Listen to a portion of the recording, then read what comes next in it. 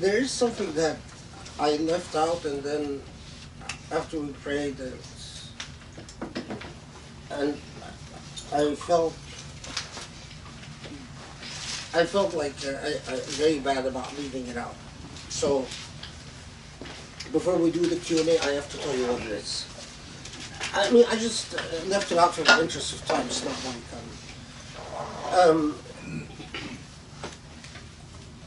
there are various surah, these foundational surah that orient the entire Islamic message. They sort of they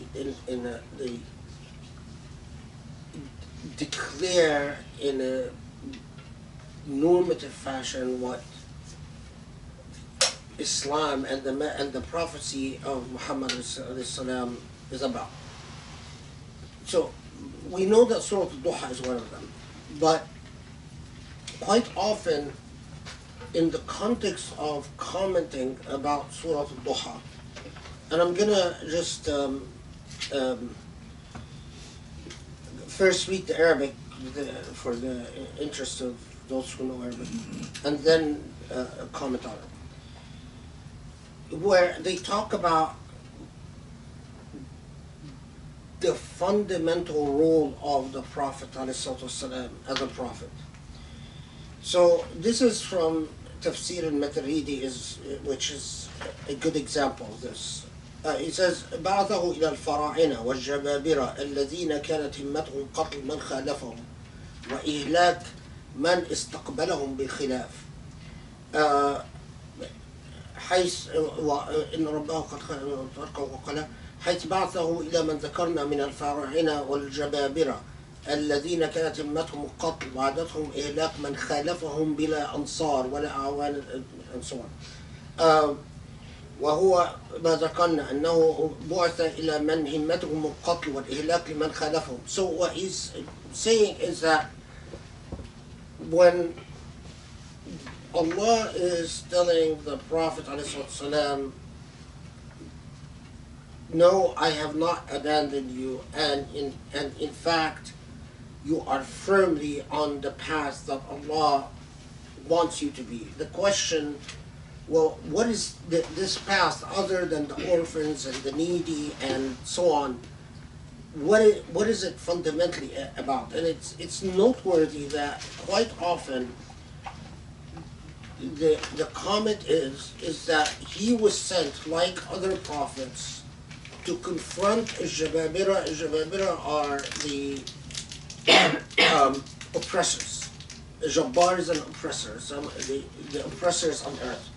And al-Fara'ina, of course, it translates into pharaohs, but al-Fara'ina is any despotic ruler.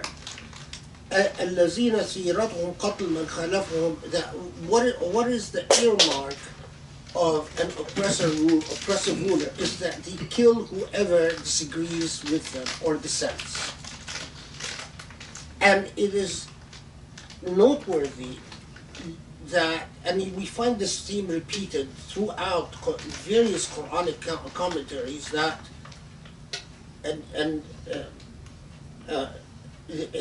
that one of the fundamental roles of the Prophet as a prophet, and the prophets in general, is to confront those despots who oppress and extinguish those who disagree with them.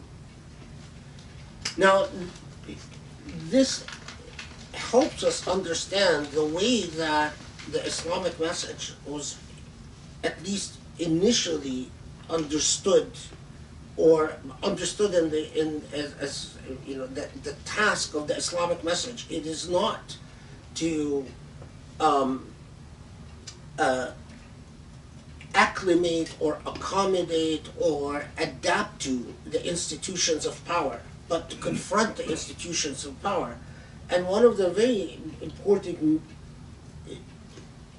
elements here is the Islam as a counter to despotism, which it's quite. I mean, it's remarkable that you find that the Islam emphasized today is an Islam that accommodates and does not challenge despotism, while the part of the Islamic tradition that, I mean, and commentaries on Surah Duha is a good example of that, that sees Islam as quintessentially a challenge to despotic, authoritarian, unjust rulers, is marginalized and often ignored. That's the quote that I had omitted. Now we can do the Q&A. Okay. So we start with Q&A on Duha. If there's a, If there's any. So okay, why don't we take two at a time, and then thanks Anthony, and we'll work our way that way. So yeah, this is a question on Duha, but I guess sort of a Muslim legal question in general. And the question is, how are orphans actually defined? Like, what defines an orphan? Because I think, in America, like, for example, when I tell non-Muslims that the way I understood is an orphan is someone that doesn't have a father, they get a little upset because they're like, well, what if they don't have a mother? There's like a patrilineal thing. And also, like, I guess, if that's the definition, what does it mean to not have a father? Because, like, there's a lot of father absenteeism in this culture. Like, I'm a product of that. Or, like, I grew up without my father, but he wasn't dead. So, but it was effectively, it was like he was dead because he wasn't there. So, would people be considered orphans in that case? that's a good question. Amanda? So in one part you said that some believe that intercession is not possible in terms of like one person can't advocate for another for them to go to heaven. So then why are we encouraged to pray for people after they die? Yeah. Like how Yeah. isn't that intercession as well? That's my question. Sure, yeah. Okay. Yeah, the orphan question, in the way Islamic law developed, for the legal status of an orphan, the fuqaha said it's someone whose father is dead. But that's a legal status, and they borrowed that from existing Byzantine law, because that's the way Byzantine law, with the law in the area of Sham, and as far as we know, even in Mesopotamia, in the Iraq area, but definitely in Sham, the way that orphans was defined, and it seems that the fuqaha, for legal purposes, that's the way they defined an orphan. However, it's noteworthy that, for instance, if you look in Tafsir al-Jilani, or even in Futuhat al-Makkiyah by Ibn Arabi, Ibn Arabi is the one that comes to mind as like who addresses this quite explicitly. He says for the purposes of akhlaq, he sort of ignores the fiqhi definition of orphan, and then he says for the purposes of akhlaq, orphans are whoever does not have a protector in society. And he actually, it's interestingly, he comments that a wayfarer, Ibn Sabil, if the wayfarer does not have a protector, he becomes an orphan. Even if he's an adult? That's what Ibn Arabi is saying, that, it's basically whoever is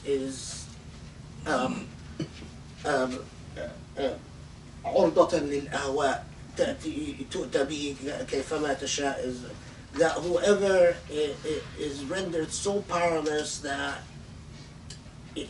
anything can play with his affairs. I mean, anything can affect him back and forth. I don't think there's any reason for us to limit ourselves to the legal definition that says it's only a person who doesn't have a father. I understand the technicalities of law, why they limited it to that, but for moral purposes and ethical purposes, it would be clear to me that, you know, if you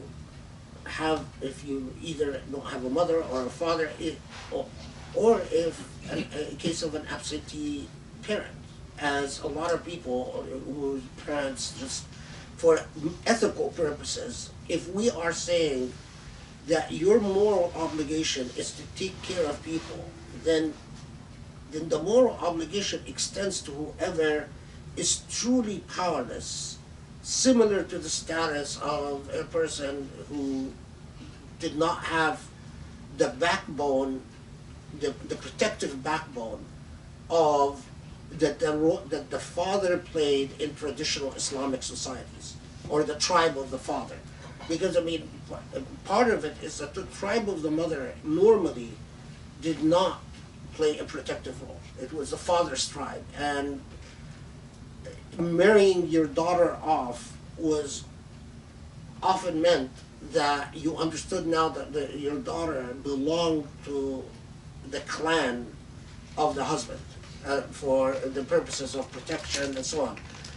But this legal framework doesn't exist anymore, and morality doesn't have to limit itself to the boundaries of law.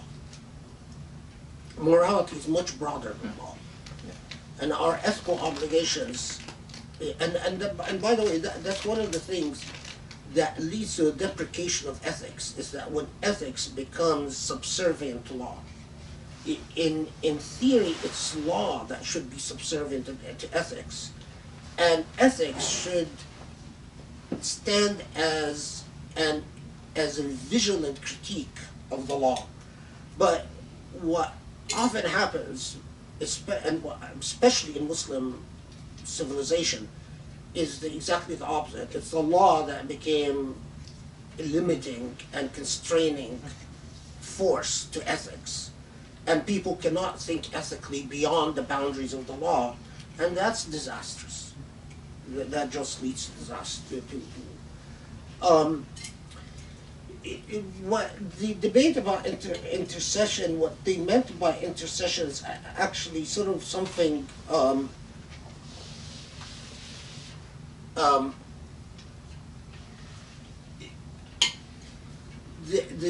it's different from dua, where you ask Allah to forgive, for instance, your parents or your children, or because Allah answers the dua directly.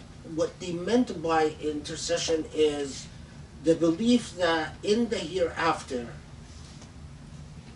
Allah will, someone will actively in the hereafter ask Allah to forgive someone else, not not because of their own, the investment of their own energies, like there in dua, but for the sake of the status of the interceder. Got it. So that's and it focused so much of it focused on the Islamic traditions that said in the hereafter the Prophet ﷺ will intercede so that no Muslim will remain in hell, that all Muslims will end up in heaven in one way or the other. In theological debates, that Christians responded to this and said, well, you know, if your prophet is going to intercede on behalf of Muslims, then why do you have a problem with Jesus dying for our sins? It's the same principle. And the Mu'tazila in particular responded to this critique by rejecting the whole idea of intercession and said, well, all the traditions that talk about the Prophet interceding on behalf of Muslims so that they all end up going to heaven are fabricated and not authentic. The Sufi orientations were the ones who defended the idea of the Prophet ﷺ as an interceder, the strongest, with various theological orientations taking middle of the road. Some saying yes, the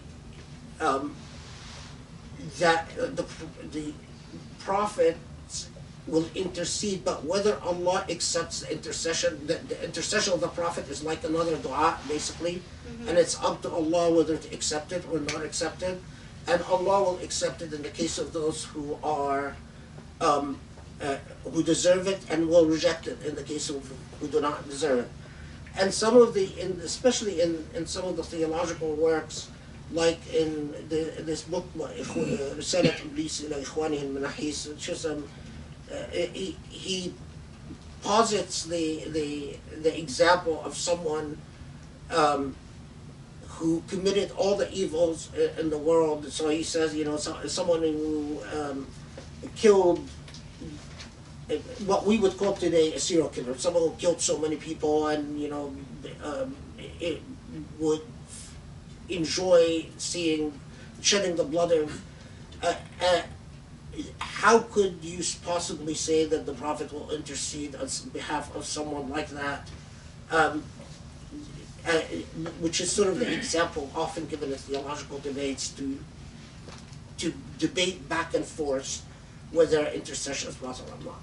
But that's where and it's similar to that in it's interesting. It just struck me when you asked the question that I remember the arguments of those who said, well, the Prophet's intercession is just like a dua, and then it's up to God whether to accept it or not, or not. And then what you said earlier was that you want to earn Prophet Muhammad's dua. Yeah. So it's not that you just say you're a Muslim, but you practice that you're Yeah, a Muslim.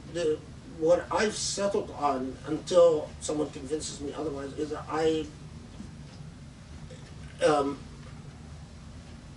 I know that how close the Prophet is to Allah, and one of my dreams is to meet the Prophet in the hereafter. The company of beautiful human beings is something that I long for, and first among them is the Prophet ﷺ.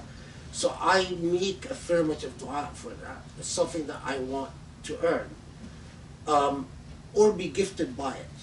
Even if I don't entirely deserve to meet the Prophet, I want God to just bless me with it anyway. Which is, I don't reject intercession the way the Mu'tazila did, which is outright, but I don't accept it as a fait accompli, just a done deal, the way that other schools do. Thank you. And then Andy, you also have a question? Yeah, you mentioned in the tafsir about the story that someone come to the Prophet to beg something. Yeah. And it's repeated 3 times. Yeah. And if we see other stories, like for example, someone who commit adultery, women come to Prophet say 3 times. My question is it factually happen, or is it the way medieval style telling stories? Yeah. And if that's the second one that's true, what is the purpose? Is it to emphasize the value, or what? Second question is related to the dog, which is not directly related to Duha. Dog, as we know, is also sometimes also accompanied by a picture. So if pictures inside your house, angel will not come. My question is, how come a picture during the proper time? I don't see if we imagine that during the proper time, do we have a picture like as something that decoration or something? Is it common or not? If not, that's probably, we can just say that it's most probably fabricated later at later stage. The third question, sorry, it's a lot. Related to the theology that you very commonly emphasize, that Islam is used to be let's say a value or ideology that we can use to resist injustice, things like that, and even to the government. But we know that during the medieval time, Sunni developed kind of theology where we should comply. Mawardi, for example, you know much better about this. Is it at that time, at that moment, that the trajectory is completely diverse, or when? Yeah. To the extent that now we find scholar like you mentioned can accept even the most injustice rural, I mean kings or whatever. Yeah, yeah. Thank you. Oh, wow.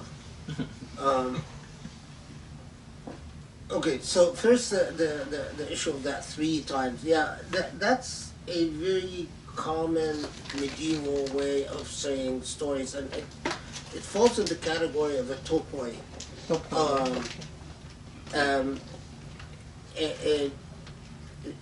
In repeating that things happen in 3s, and very much like when they used to cite the age 40 to refer to a fully mature human being. It didn't necessarily mean 40 years, because quite often you were not sure when a person was born, and quite often in the medieval context you did not count years the way we do. I mean, in the modern age, if someone is 2 years younger or 2 years older, people give a great deal of significance to that. That's not the way time worked in the pre-modern context. So yes, saying that something happened 3 times, that was their way of saying they're emphasizing the point that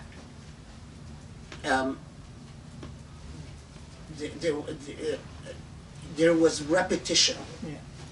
And so it could have very well been that it's interesting because you do find some notices. So for in Ibn Abdul Barr's Kitab al-Mughni is multi-volume, where he notes not about this report, but he notes about something else, and I don't quite remember what it was. That, well, it could have been that different people came and that same thing happened, where you know they took something and sold it later. It could have been different individuals, not the same individual, and it could have been that it happened on different days. It could have even happened with different merchandise, so it's not necessarily just dates. But the way that the medieval mind narrated the punchline in a story was like that. And so when you find a lot of, especially modern day Salafis, telling these stories as if they narrate historical events rather than the moral of the story, that's why they end up often with a very ahistorical understanding of the past. The question about Surah, you know, it's very interesting because the only reference in the pre-modern medieval context to at-taswir was the taswir that is done when you build statues in the form of living creatures. And that's where you actually find like the word taswir used. So when you read these, like the hadith, like the story about that the angels came and said, we don't enter a home that has surah or a dog, I don't think that they were referring to what we today call paintings or drawings. I think they were actually referring to statues. Like pagan statues, or like No, like or actual just statues of like animals. Okay. things made. I mean, and I think not that I think that these traditions are that the angels actually said that, but I think that the people who narrated this had in mind, and then you could understand because dogs and statues played a part in the medieval imagination. They had a social function that was often complex and often fraught with mystery and terror and fear and anxiety and I mean you couldn't have a statue anywhere in the pre-modern world that didn't threaten to become the object of all types of superstition sooner or later. So yeah, when and interestingly, Sheikh Muhammad Ghazali, I once asked him. This was when I was still a kid. I mean, and he said the same thing. He said, you know, when I see these kids talking about Surah as in paintings, I think they completely misunderstood what these traditions were talking about, which is interesting. I mean, the years passed, and after reading all the material you read, I sort of came to the same conclusion that Muhammad Ghazali was probably right about this. The third question, you know, this is a really good question.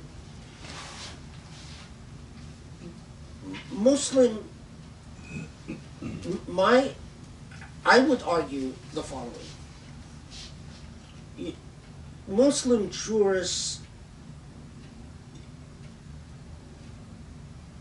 long after the fitna, long after the split between the Sunnah and Shia, they understood that as a practical matter, they might have to accept the Ashab al-Shawka, those who have Shawka, those who have power, that can enforce law and order as legitimate rulers after acclimating themselves to the idea that the ideal of Khilafah based on Bay'ah and Shura was dead and gone.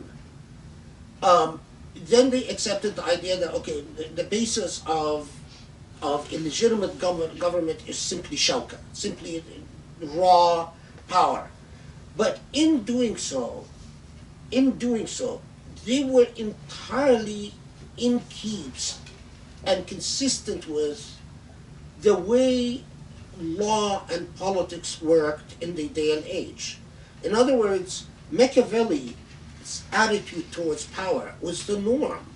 It was the post-Machiavelli people that broke the norm. And they broke the norm only in the aftermath of things like the Magna Carta and, you know, these massive historical developments that started entering. We romanticized the Greek tradition and imagined that law saw power as anything more than the threat of use of force. After the invention of democracy, we sort of reclaimed the Greek tradition and romanticized it to serve our mythology in favor of democracy. However, even people like Al-Mawardi never relinquished the ideal that oppression and despotism remains wrong. And that's the big difference between them and the moderns, is that I can, you know, you can find all type of jurists, including someone like Ibn Jama'ah, who, you know, says obey whoever is in power as long as they can enforce law and order. In their theological works, they always condemn Jabarut and Tughyan as immoral wrong and as a sin. And at the same time, as I argued in the Rebellion book, they never relinquished the idea that those who rebel against the ruler was a ta'wil. And the later one even said anyone that rebels against an unjust ruler صح التأويل, does have a ta'wil. Those who rebel with an interpretation, because they could possibly be correct, then as a matter of law and order you cannot punish them in the you can't put them to death, you can't jail them, you can't. And that was a brilliantly legalistic way to dealing with power. You sort of recognize it as a necessity for law and order, but at the same time you undermine its morality as an ethical, at the ethical level. That's the big difference between them and the modern day jurists that inject despotism with a morality, because they don't say, well, although some of them do, let's obey MBS and we should obey MBS and CC and so on because they have the army and police on their side, but but they remain despots and they remain jababira and they remain unethical, in other words, and as a result say, well, you shouldn't you shouldn't accept gifts from them, you shouldn't accept judicial appointments from them. Jurists were well known for having this sort of complex dynamic relationship of because they would condemn Jababira in principle or sometimes refuse to accommodate them over this or that, they would end up being persecuted by them. The injecting of despotism with an ethical stature is what I find, I can understand someone who doesn't want to rebel because they think rebellion will lead to more bloodshed than not. But that's very different than saying that despot is fine in God's eyes. Or saying something like, طُوبَى لِمَنْ قَتَلَهُمْ وَقَتَلُوهُ, blessed are those who are killed by them or who kill them. As a lot, like Habib al-Jafri talking to Sisi soldiers said that. That's giving them a moral stature, and it's completely a transformation of the entire gist of what the message of the Prophet was about. But also, remember that, we in history, we elevated someone like Ibn Taymiyyah who cheered for rebellion, while Ibn Jama'ah till today has a bad name for failing to cheer for rebellion. So there's till today we talk about the rebellion of Al-Hussein and his massacre. And Hussein became a celebrated figure, even in Sunni Islam, until the current historical moment. For the first time, I find all these theologians who start talking about Hussein as having committed a sin, which is quite unprecedented. There are all these Egyptians now, and Syrians, and also Saudis. I found some Saudis and Emiratis who say, Muawiyah was superior to Hussein because Hussein committed the sin of rebellion. That's quite unprecedented. We don't have a precedent for that. Well, now we do. Well, now we do, yeah. I mean, تخطئة Hussein, or there's I forgot his name, the idiot Egyptian who. Some people get upset when I call people idiots. No, please keep going. Yeah, I only use that if you really earn it. The idiot guy saying that he, wants the Hussein Mosque in Egypt, the name changed because Hussein was a bad Muslim because he rebelled, and the Hussein Mosque in Egypt encourages extremism and rebellion, so we have to change the name. I mean, can you imagine? I forgot. He's well known. Is he a Salafi sheikh or a government? No, he's one of those government. He's bald. Well, all Egyptians are bald. He's bald.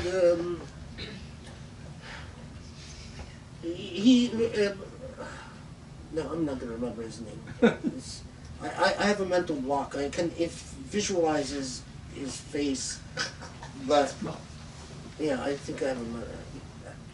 If you want to know his name, inshallah, when I go home, I'll look him up because he got hammered by a lot of people for that. But of course, he's saying it. He doesn't care. He's saying it so the CC government would be happy with him. Is he like a talk show host? Yeah, talk show. عمرو أديب? لا أنيل منه.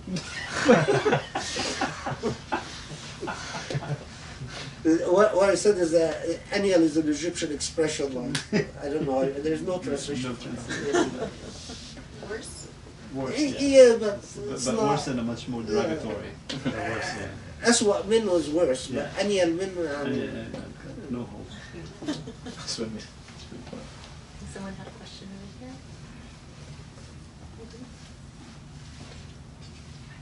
Go ahead. Okay, Dr. Khaled, I have questions revolving around linguistic grammar, balagha in Surah Al-Duha.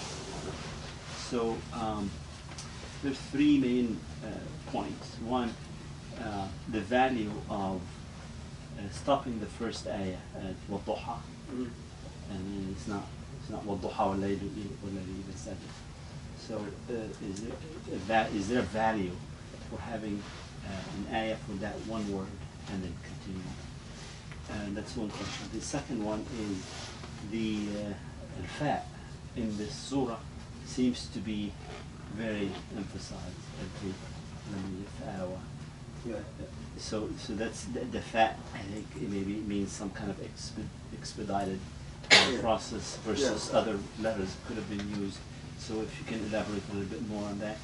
And then the third one was when the verse when it says أَلَمْ يَجِدْكَ يَتِيمًا, you would think فَأَغْنَاكَ وَوَجَدَكَ ضَالًّا فَهَدَاكَ. So there must be some kind of a value in moving away from the bottom. So these 3 points I just thought were kind of like stood out for me. Yeah. Oh, these are really good questions. Okay, so the first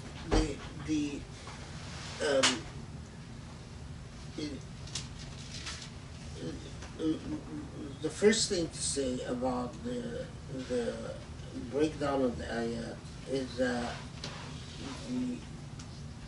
the specific, like وَالضُّحَى ayah, وَاللَّيْلِ إِذَا سَجَى ayah, it is ijtihadiyya, that it is not, it's like the names of the surah, it is not part of the revelation, but it was from the collective memory of Muslims. They estimated so that is why in the Yemeni manuscripts, for instance, some Orientalist scholars made a very big deal that some surah would have 124 ayahs, while in the printed Quran it's 114 ayahs. But the text is the same. It's the counting of the ayahs that are different. So but often if in fact the reported breakdown of the way that the ayat are, if you imagine the ayat are like periods at the end of the sentence, if in fact what was reported is what was revealed. The opinion of most of the scholars is that each ayah has a music to it, has an iqa to it, and that the breakdown of the ayat is like to pause and reflect at each. Rarely though, the breakdown of the ayat yields itself to the way we deal with it. And some modern mufassirun, they'll take the breakdown as, okay, here's where because there's the end of an ayah, that here's where the meaning is complete. No, you have to read what comes before and you have to read what comes after, because the breakdown of the ayat has to do with the way it was transmitted, with considerable amount of disagreement, and the way the music of recitation rather than the actual meaning. So and subhanallah, I mean the ones that can speak at length about this are reciters of the Quran. I mean, in the age of YouTube, when you hear lectures about the different scales of music and the way the breakdown of the ayat yields itself to the music of the full surah, it's quite fascinating. It's an education. Okay, the second point, the fa. You're actually the fa التقريرية here, the fa indicates that the inevitability and the speed of the blessings that Allah has brought. So, and that is, I'm trying to do, maybe I can find the actual, that the results are that Allah has given the Prophet ﷺ are immediate, and you did not have to wait for Allah to yield these ni'am upon you. What I'm looking for is I want to the language that actually occurs about the fa, which is actually quite interesting.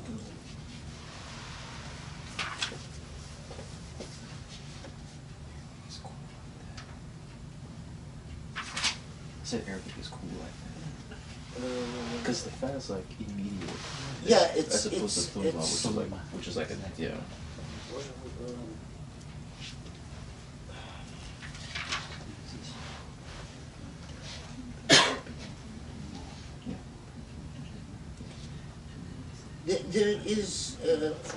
There is no I'm not finding it.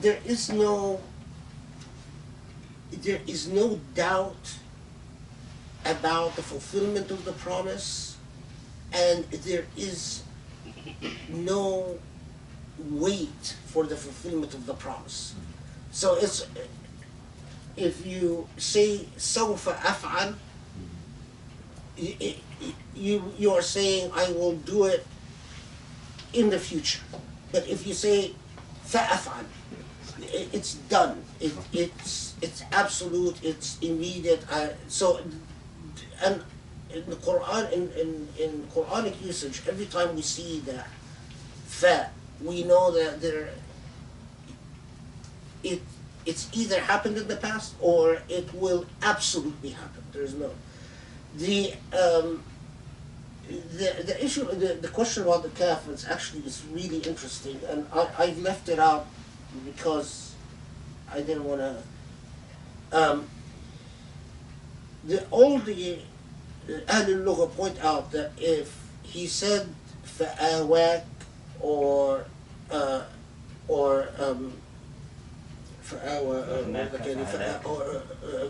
agnak, that if he used the kaf, then it would be limited to the Prophet والسلام, and only to the Prophet. But when you omit the kaf and you say fa'awa, then there is the implicit promise that the same result would be other than the Prophet. So, and again, if I knew that I would get this question, I would have copied the language. And this is sort of the subtlety in balagha. If you want to imply that I've done Y for X, but I would also do it for other than X, then you omit the kaf. I mean, these little lata'if throughout the text of the Quran are quite remarkable. And so we know the relevance of this surah to not just the Prophet ﷺ, but to all of us. So for instance, imagine if Allah would have said, imagine if Allah would have said, وَلَسَوْفَ أَعْطَاكَ رَبُّكَ فَأَرْضَاكَ. Then khalas, then it wouldn't apply to any of us. But many of us feel a level of consolation when وَلَسَوْفَ يُعْطِيكَ رَبُّكَ فَتَرْضَى. We implicitly feel that it is addressing us, that if we are with Allah, Allah will give us until our hearts become satisfied, our hearts will become soothed and at peace. And that's the beauty in where the Prophet ﷺ is addressed, but at the same time, what is being said applies to all Muslims.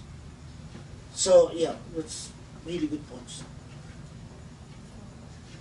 I know, let's give Adi I have a general question related to the pictures with animals. So should I ask later? Go So ahead. we move to And then- Yawd al-Duha, or are we is still? your question about the still of the It was, I had two Duha and then one general about the power issue we were talking about. Okay, so why don't you start with the Duha? Just two with the Duha. The second verse, وَاللَّيْلِ إِذَا سَجَى. When is the layl saja? Like, is there a point in time? Like, how many hours after? Is it immediately after Maghrib that it's saja, or is it like midnight, or when is? Sajda is anything that settles and becomes and overtakes. So, and interestingly, if you say like Sajda al-Bahr, that means that the sea has become calm and uneventful. So Sajda al-Layl, there is no point except, so one of the interesting things that you find in the literature is, can you say Sajda al-Layl fi laylatin qamra, in a moon, in a night where you can see the moon and the moon is shining its light, can you say the night Sajda al-Layl, the night has settled? It's interesting because some poets say no, some poets say yes, or I mean they cite poetry back and forth about it. But I don't think it has anything to do with light. I think it be at the point that you no longer see the sun and it's clearly the night. Yeah. That's the Sajda al-Layl. That's Sajda. Because I know in English we talk about still nights when it's usually related to human activity or lack thereof. So like I'm from the country. So like we could see all the stars or whatever. So when there's nobody out and it's just a stillness, we usually talk like that. But I wasn't sure if it was referring to that or if the Arabs had a specific time where it was like, this is when the layl is settled or whatever. I mean, the poetry that because that expression or that word sajda is used in pre-Islamic poetry in the context of sea, in the context of the night, in the context of the eyes or jufun, and it refers to state rather than a time. Okay. Yeah, state. Okay. And I had a quick question about. And that's why some people thought when he said, or ladies, it refers to death. Oh, okay. That Duha refers to the power of light and the energy of light. Wasaj al-Layl refers to when they're, it's all gone. And I had a quick question about orphans and I guess adoption, because one thing that I was kind of taken aback by when I did convert was the kind of hesitancy to adopt orphans, and I thought it was kind of weird that a religion wherein the Prophet was an orphan would have kind of this weird stance about adopting orphans, and I was wondering, and I'm always have heard many reasons as to why about awra and all that kind of stuff, and you make someone that you can make them non-awra if you give them the milk or some weird thing like that. So I was curious as to like, yeah. So I was curious as to like, because I mean from an ethical point of view, it always seemed to me that like why wouldn't you like adopt and take someone in? I mean, I guess you can't really change someone's lineage or anything like that, but I don't know. I was just curious about the differences of legal opinions in terms of like actually like adopting. The issue that the Quran says that don't change their names. Call them, preserve their real names. Yeah. Now, of course, the problem is that twofold. At the time Islamic law was developing, people knew which kid belonged to which family. I mean, I have tried to find a precedent or a fatwa in the pre-modern age where a kid, where you don't know the kids, this kid belongs to which family. So what if you find a child, like the street children in all over the Muslim world, you don't know their father's name. I mean, right now, the way modern Muslims read the fiqh tradition, even when you find a street child and you don't know his father's name, they still won't give him their own name. While that doesn't make any sense. I mean, it's one thing when you say, I know who your father is, and don't change the last name so that you preserve the lineage. But it's quite another when, as happens all the time, you don't know, they don't even have a last name. And then Muslims still say, well, no, we can't give them our last name, we don't mix lineage. But the other thing is that lineage in the pre-modern world meant a great deal. The ansab meant a great deal had numerous repercussions and implications. In our day and age, when we find that Muslims no longer take care of orphans, using the law of adoption as an excuse, then for me it is time that we revisit the entire law of adoption, because that was not, I mean, in the past you read about all these awqaf that were created to take care of orphans. Then governments came and nationalized all these awqaf, put them all in the Wazarat al-Awqaf, and the awqaf that take care of orphans, whether in Egypt, in Morocco, in Jordan, Syria, is even, but even in places that you would think it would be better, like Kuwait, all the orphan awqaf are the worst places for corruption. And the most corrupt parts of Wazarat al-Awqaf are the awqaf of al-Aitam. And as a result, because I did visit, I had, for a while I went on and you are just shocked by the results of the corruption. You know,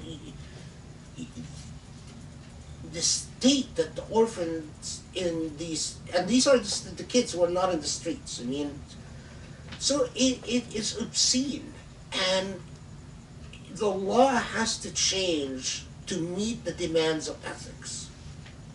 The ethics cannot define law. And right now, the demands of ethics is that orphans must feel, today in Muslim world, if you're an orphan, you go around as if in such a thorough state of social shame. You know, you hide the fact that you grew up in an orphanage, you hide the fact that you don't know who your father is, and it is the worst social position to be in. How can that be Islamic? I mean, all these shuyukh that you say, oh no, but that means that we should urge rich people to give more money. This issue is not just money, the issue of even social status. And when it stands as an obstacle to Muslims even being willing to adopt, I mean, but there's a lot of hypocrisy in it, because like I know that there are a lot of Muslim kids that need, in the foster care system, they need Muslim families to volunteer to foster children, and they're not enough. Muslims don't foster kids. So, you know, it's not just at the level of adoption, but to answer your question, I'm never satisfied when I find the law undermining morality. And morality demands that orphans be taken care of and honored. And so the law has to change. It's simple as that in my mind. Did you have what was your other question? It was about this, not related to Duha, but it was just about, I guess, what should, as modern Muslims, what should our relationship to power be? Because I often sort of struggle with it. Even I'm not like a religious scholar, so I guess the nature of the answer to that question is different for a lay Muslim vis-a-vis like a scholar of the law. But I kind of find myself grappling with that because I kind of see, at least in modern terms, almost most political institutions being necessary evils in a way, for the reasons that you mentioned earlier. But I kind of struggle with how to, knowing what I do know about Muslim history and the relationship that our ulama did have with the state, quote unquote, for lack of a better word, I sort of struggle with what to do with that in the modern context. You know, what is most important in my view is that what is wrong remains wrong and what's right remains right. And what I mean by that is that I am willing to expect as scholars, and I'll talk just about scholars because the scholar's relationship to power, as long as it doesn't make that scholar confront injustice with silence. So if you, let's say for example, if you want to be an advisor to Trump, and you want me to respect that point of view that maybe I should influence things through giving advice, I'm willing to respect your position as long as I don't see that you confront injustice with silence.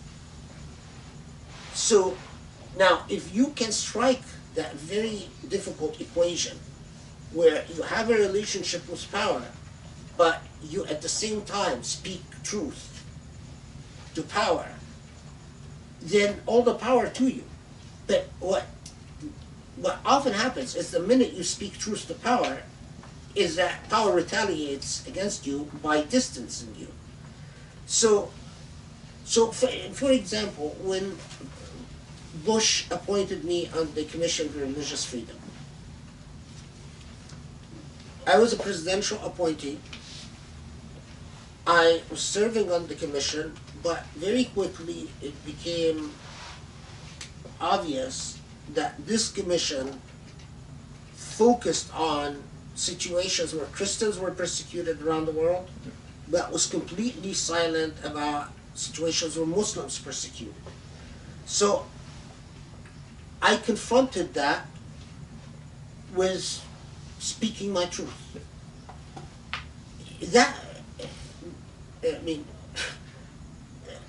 I'm never going to be another presidential appointee. That just, it's forgot. It was, but let's assume, for the sake of argument, that I would have gotten to speak my truth, and they would have continued to have me a commissioner. I don't see a problem with that. My big problem is that when you start confronting, you're so. I It's mean, an issue of like compromising. Like, it's like you. I mean, the other thing is that if you take money from power, because that's another big thing. Yeah. Like in the Emirat right now is raining money on academics, and it's very difficult to continue speaking truth if you take money. Now, can you say no to money and still maintain that relationship to power? Is very difficult. I mean, so recently I noticed, like when the first day of Eid, when the Aqsa Mosque was, the surrounding the Aqsa Mosque was stormed, and the Israeli police came and they were beating people after Eid prayer and emptying the area around the Aqsa Mosque so that these Jewish settlers can come and storm the area. And so many Muslim scholars reacted with absolute silence. And every single scholar that maintained the silence has a chummy relationship with one of the governments that now wants to convince Muslims that Jerusalem is not holy after all. That when Allah said Masjid al-Aqsa, Allah was referring either to Sina or to some mosque in Arabia, which is just insane. It's nuts. Or the Egyptian idiot who said Salah ad-Din was the worst character in history. أسوأ شخصية في التاريخ. What's his name?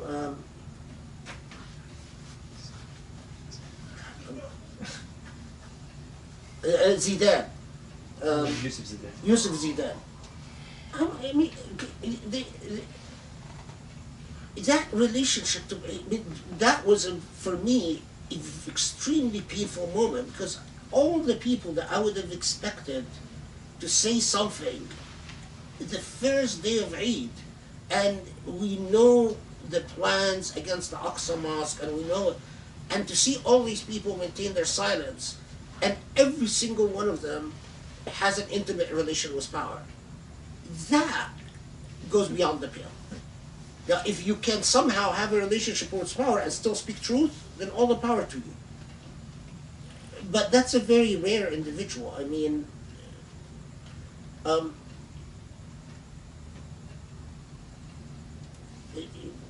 power is very corrupting. I mean, that is particularly because powerful people don't like to be contradicted. And, you know, recently, this is another, I'm going to get myself in trouble. Just a few days ago, this last week, the Yemeni Air Force goes up, slaughters 300, I'm sorry, the Emirati Air Force goes up, slaughters 300 Yemenis. Emirati backed forces goes, I saw the video, just, you don't want to, they go into hospitals, drag wounded soldiers, and shoot them to death. And nothing. You mean complete silence on part of the Muslim scholars in Egypt, scholars in Saudi, scholars. The Yemenis are screaming, you know, foul, and no support from anyone. That's the point where you start saying, no, you know, I'm not going to buy your narrative about power that we're working with power, because I see the results, and the results are extremely offensive. A lot of the 300 that died, by the way, were civilians and children. And, I mean, Muslim life has to be worth more than that. The way the world is positioned right now, it's as if Muslims have no value. I mean, anyway. I have a quick follow-up question regarding animals and pictures and its totally statute in the Hadith. I'm just wondering if those animals or dogs or whatever, it has resemblance to like deities, like Anubis or Borbabet in Egyptian, or like the Galana in Sumerian, or a Hanuman in Hinduism. So it's more about like the angel wouldn't come in if the people inside still acknowledge or recognize deities other than God Almighty. I mean, correct me if I misunderstood your question. I don't think angels go. I mean, of course, Allahu Alam, because I've never met an angel. So, you know, what we know about angels is what prophets told us, right? And I don't think angels go where other than Allah is being worshipped. So if there is a suwar, meaning statues, and people actually worship them, then it's not a stretch to imagine that angels are not going to go near that place. In the same place, I mean, the part that you know, I know that wherever evil is committed, it draws demons like you know, a corpse draws flies. Wherever there is associating partners with Allah, meaning the active act, or the active energy of worshipping other than Allah, or revering other than Allah, then obviously you can't expect the blessings of angels. But, you know, drawings and photographs, that's not what is intended. I mean,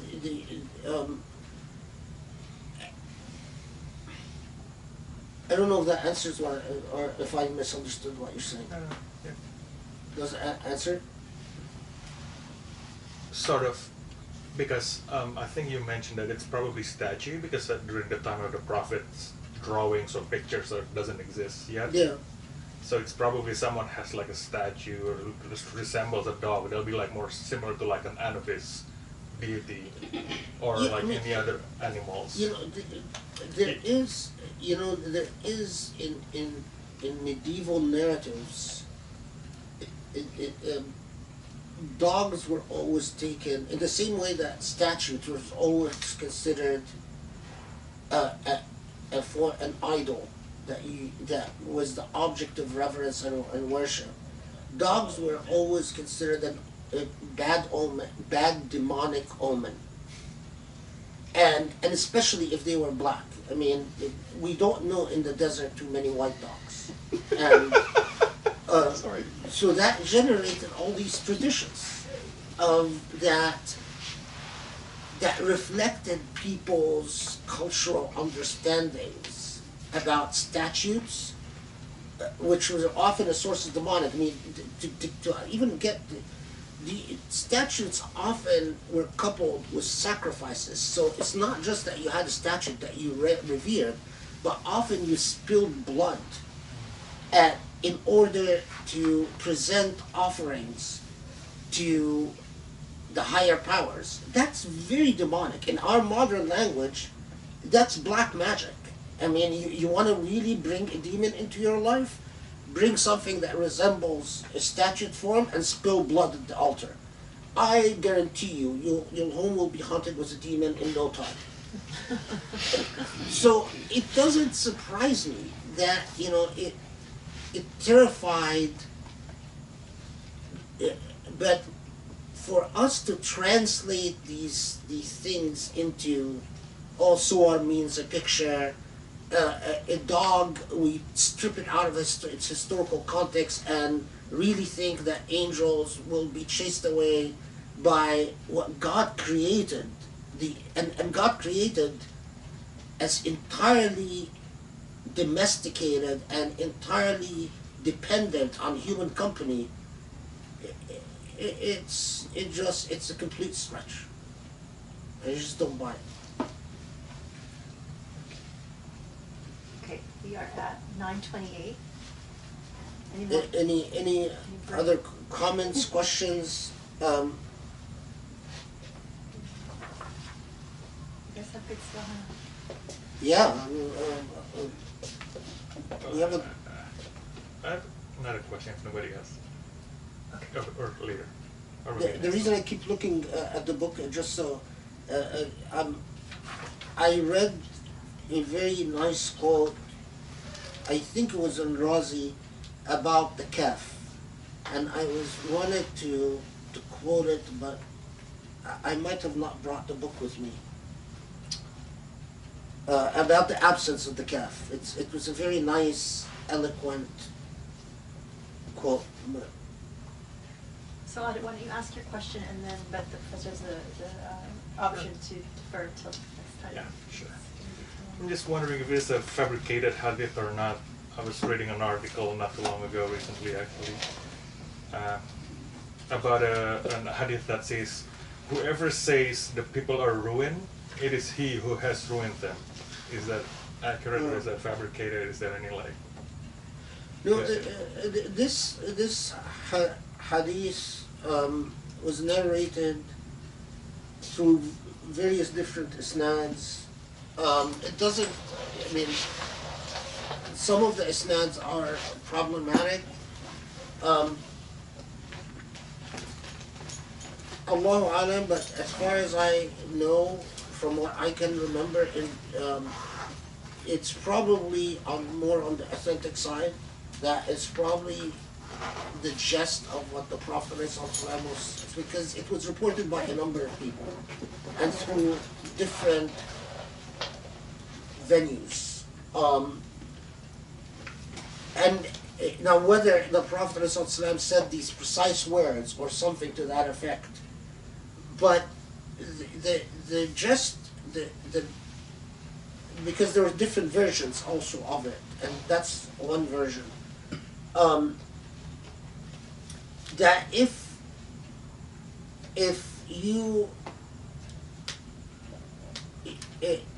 your demeanor is one of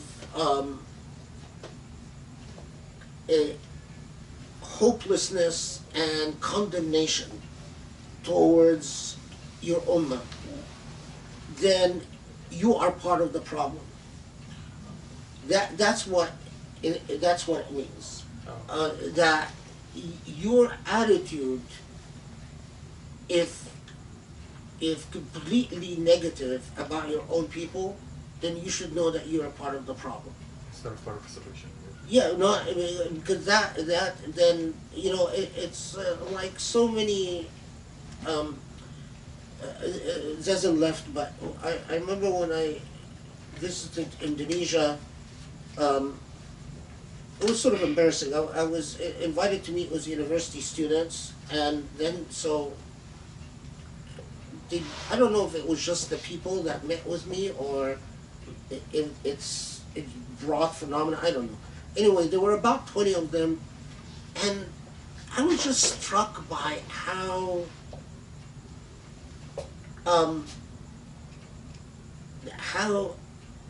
sour and how demeaning they were towards their own selves as Muslims. You know, everything that came out of their mouths was just like, basically, we are losers and nothing can change that, and that's the way we are, and that's the way we always will be. You know, they were just, everything was so negative about Muslims. And so anything I said, they met it with just an enormous amount of skepticism and hopelessness and, you know, no use and so on. And I remember I cited this hadith to them, and then shortly after I stormed out of the class, and that's why it became sort of a. It actually was written in the paper the next day that I stormed out of. Yeah, so I mean, definitely that type of attitude could very much be a part of the problem, especially if that's all you do is constantly condemn. So. Did you find what you were looking for? It's. I don't think I brought the book, but it's basically said what I said, but in a far more eloquent way. That the existence of the calf was limited to the Prophet, but when you take out the calf, then it applies to. But it was just a very eloquent passage that I don't think I brought the book with me. So alhamdulillah, just very quickly, the next Halaqa is Saturday, September 14th. And this is not 100% confirmed yet, but we're hoping that it's going to be a conversation between the professor and Rami Youssef. So we're trying to finalize the schedule. We don't know exactly what time, but so it'll be an interesting conversation, hopefully, about issues confronting the youth as well as. I want to know how I can make it in Hollywood. You're gonna ask Rami, okay, how do I get discovered and become a star? A comedian jurist. Yeah. So, and please, if I'd like to get your emails. If I don't have your emails, please make sure that I get them so I can add you to our email list and stay in contact and update you on what's happening. Just for the record, since I'm joking. I don't want to be a star. I don't want to be discovered. I get the weirdest emails all the time. I think some people just don't get my sense of humor.